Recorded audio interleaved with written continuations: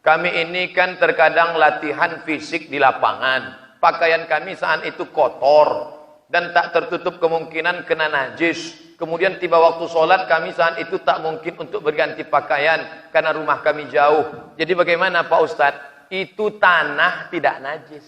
Kecuali nampak betul anjing terkencing situ, duduk kita di situ. Nah, itu baru najis. Jadi kotor tidak najis.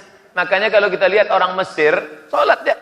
Dibentangnya koran di depan tokonya. Allahu Akbar. Kotor bukan najis. Maka kita jaga. Lalu kemudian ada sarung kecil. Saya pergi ke Makassar, dikasih orang hadiah sarung kecil sebesar amplop. Kecil. Itu bisa kita kantong. Sampai masanya kita buka, kita pasang. Payah bukanya Pak Ustaz. Kejap aja tuh. Kejap aja. Udah. Sholat. Allahu Akbar. Ini kita jaga. Karena itu yang akan kita bawa menghadap Allah Subhanahu wa taala. Inna awwala ma yuhasabu bihil 'abdu yaumal qiyamah. Yang pertama kali dihisab, dihitung nanti hari kiamat, salatuhu. Salat. Kalau salatnya kacau, na'udzubillah, na'udzubillah. Apakah benar nanti di akhirat kita berkumpul lagi dengan orang-orang yang kita sayangi? Nampaknya tak sabar berjumpa dengan orang yang terkasih dan tersayang. Kira-kira Ustaz Somad nanti di akhirat jumpa tak dengan Pak Kapolda? Jumpa lah, apa pula tidak? Mohon maaf, terima kasih. Berkulit hitam peluk Nabi, kerat.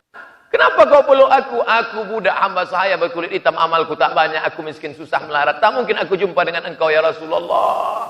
Apa kata Nabi? Al-mar'u ma'aman ahab.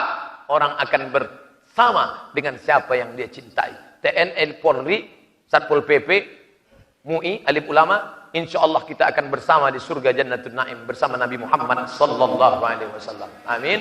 Ya Rabbal Alamin. Dengan syarat kita bercinta, berkasih sayang karena Allah Subhanahu wa taala. Dicari oleh Allah. Apa kata Allah? Ainal mutahabbuna bi jalali. Mana orang yang dulu berkasih sayang karena aku? Mana?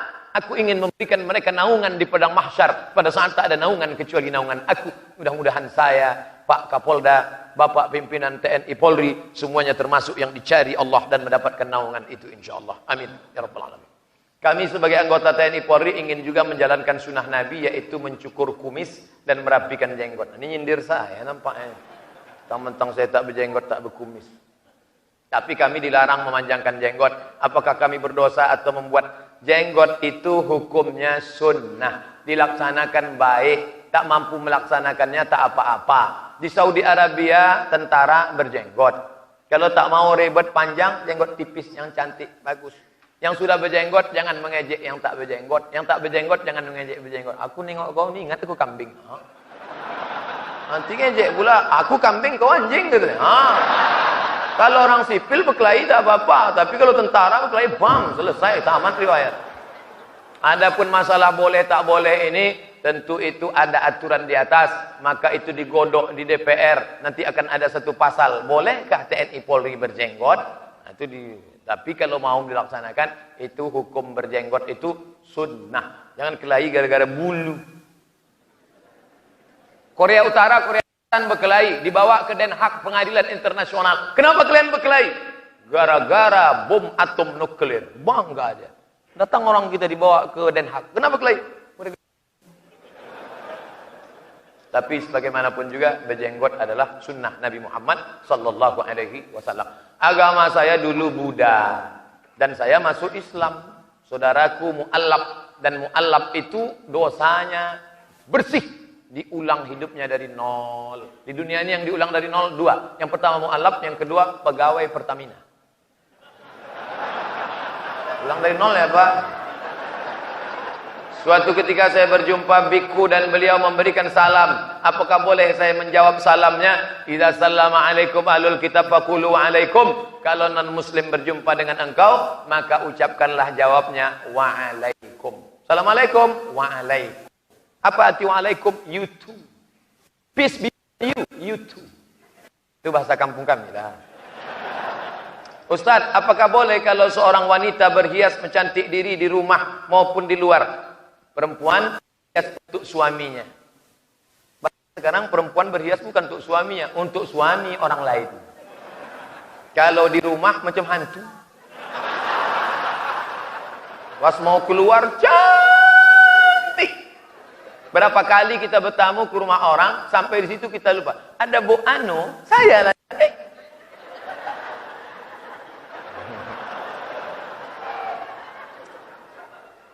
Jangan terlalu berpatokan pada make up. Make membuat up, naik ke atas. Salah pasang nanti orang senyum, kita senyum. Yang disenyumkan orang kita. Pasang hijau, kiri biru. Apa tak senyum orang nengok kita? Pasanglah bedak keli 3 inci. Wah, muka putih, tangan hitam.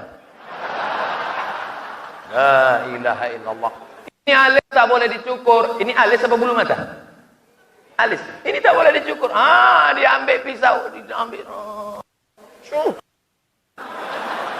Tak mungkin pergi undangan sebelah. Cuma hilangkan dua-dua kalian. Kacau ni. Untung ada spidol whiteboard. Pasang lesang. Papa pergi dulu ya. Dah papa. Sampai di tempat undangan, makan rendang, pedasnya minta ampun, kipas tak ada. Bau keringat lah, luntur. Panas ya Jeng? Iya. Balik ke rumah mati lampu. Assalamualaikum. Assalamualaikum bang. Buka pintu. Si abang buka pintu, tengoknya Allahu la ilaha illa qayyum la ta'khudhuhu sinatun wa la nawm. Kenapa tak pergi-pergian tu ni? Aku bang bini abang. Kau rupanya gitu. Sampai mereka wanita itu cantik karena raut wajahnya bekas air wudhu. Wanita itu cantik karena pancaran matanya bekas baca Quran. Wanita itu cantik berseri karena tahajud di waktu malam. Siapa yang tahajud di waktu malam, tampak cahayanya sampai di waktu siang. Itu maka terang benderang kantor masjid Polda ini. Kenapa ada cahaya-cahaya dari sana. Yang jelas lampu hidup.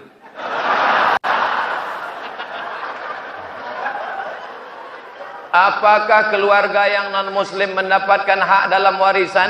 Seperti apa solusinya jika tidak mendapatkan hak? Orang tidak mendapatkan harta warisan disebabkan 3. Yang pertama, perceraian. Istri cerai, maka tak dapat hak warisan. Yang kedua, pembunuhan.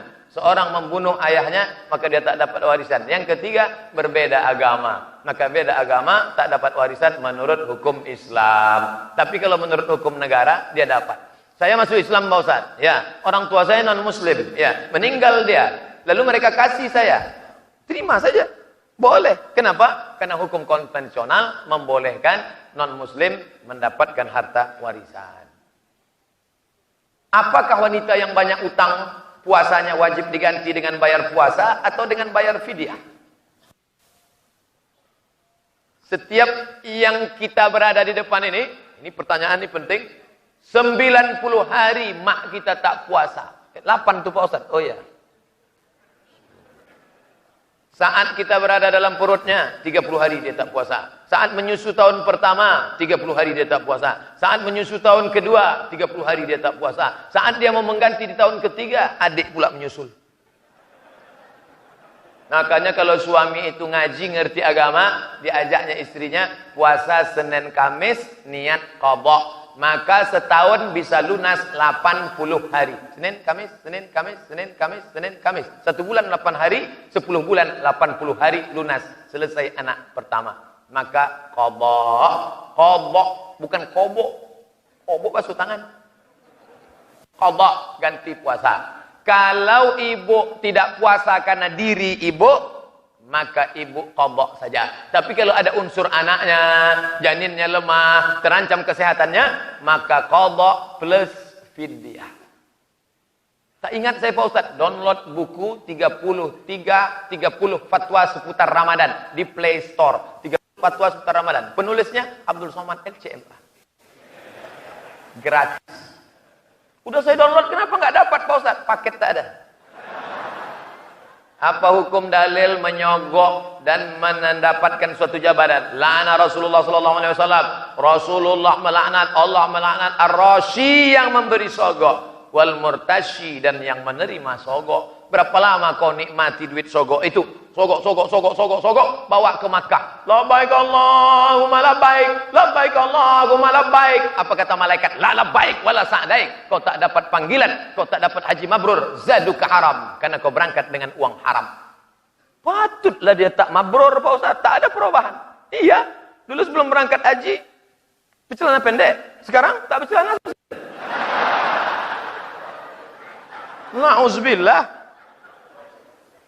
Mohon penjelasan dari Ustaz tentang isbal. Kaki celana melewati mata kaki namanya isbal. Ini kaki celana melewati mata kaki ke bawah, ini isbal. Sarung, jubah melewati isbal. Kalau isbal gimana? Finnar, di bawah mata kaki masuk neraka. Jadi kalau gitu Ustaz masuk neraka lah nih. Iyalah masuk neraka. Kalau gitu naik ke atas. Itulah maka banyak orang menggunting kaki celananya. Menggunting dengan yang belum menggunting. Kok kenapa tak kau gunting? Neraka nih. Kalau yang menggunting dengan yang tak menggunting kelahi, maka yang senang siapa? Yang tak bercelana. Maka dalam hal ini Bapak perlu paham. Tiba-tiba nanti terjadi keributan di masjid. Gara-gara apa? Gara-gara kaki celana. Kenapa kalian ribut? Katanya Pak Ustadz, katanya Pak Polisi, yang di bawah mata kaki masuk neraka. Memang betul yang di bawah mata kaki masuk neraka. Menurut satu hadis. Tapi dalam hadis yang lain, man jarra thawbahu khuyala, kalau sombong. Kalau tak sombong tak apa-apa. Karena dulu pakaian orang kafir Quraisy, pakaian orang Persia, pakaian orang Romawi, jubahnya panjang-panjang. Maka yang dimaksud Nabi itu kalau panjang berelak-elak ke bawah, itu sombong, baru neraka. Kalau tak sombong tak apa-apa, kata Imam Syafi'i. Kalau tak sombong tak apa-apa, kata Imam Nawawi. Kalau tak sombong tak apa-apa, kata Imam yang ditulis dalam kitab Syekh Yusuf Al-Qardawi. Kalau tak sombong tak apa-apa, dalam kitab Subulus Salam. Kalau tak sombong tak apa-apa, kata Imam Syaukani dalam Nailul Autar. Maka Pak Polisi, tentara bisa menjadi orang memanage manajemen konflik. Jadi paham agama ini bukan hanya tanggung jawab Ustadz saja. Bagaimana dengan tahlil Pak Ustadz? Tahlil. Baca tahlil. La ilaha illallah. La ilaha illallah. Apa salahnya? Tahlil boleh. Tahlilan tak boleh. Yasin boleh. Yasinan tak boleh. Jumat boleh. Jumatan tak boleh. Atau ada sembahyang Jumat. Maka tahlil mengirimkan doa untuk orang meninggal dunia sampai. Saya tak ada hubungan dengan Pak Polisi, dengan Pak Tentara, dengan Pak Angkatan Laut. Mana mungkin doa saya sampai? Sampai. Makanya kalau kita lewat di makam, kita ucapkan salam. Assalamualaikum ya ahlal kubur. Selamatlah kalian wahai penghuni kubur. Doanya sampai. Makanya salam itu dibagi 3. Salam yang pertama wajib dijawab. Itu salam saya pertama tadi. Assalamualaikum warahmatullahi wabarakatuh. Semua menjawab.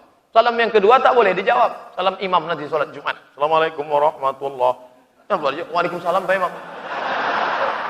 Salam yang ketiga kita tak ingin mendengar jawabannya. Mana itu? Itulah doa untuk orang meninggal dunia. Kalau kita lewat di makam. Assalamualaikum ya alal kubur. Tempat dia menjawab. Waalaikumsalam.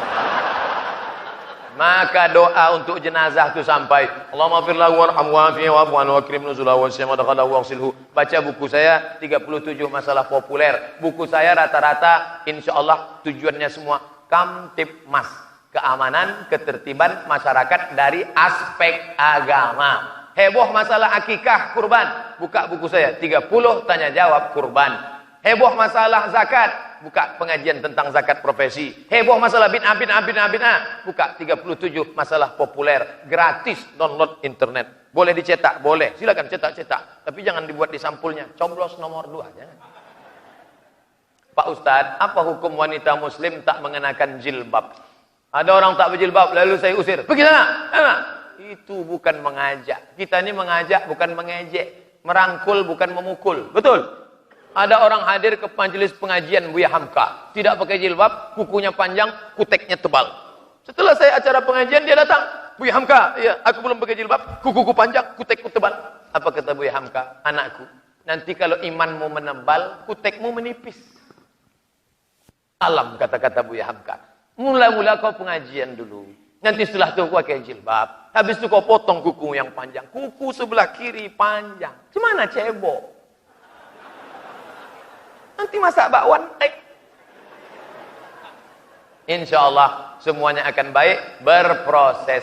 Mungkin jilbabnya pasrah tapi tak rela dulu. Sudah agak-agak lama baru naik ke proses jilbab yang model keduanya, jilbab sakratul maut. Yang lihat di leher itu.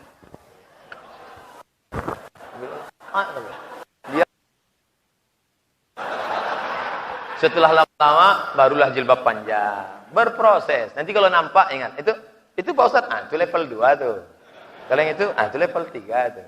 Udah sama-sama tahu. Semuanya insya Allah masuk ke dalam hidayah Allah Subhanahu wa taala. Amin. Ada juga yang menggunakan jilbab kerudung tapi rambut bagian atas. Itu pasrah tapi tak rela tuh. Level 2.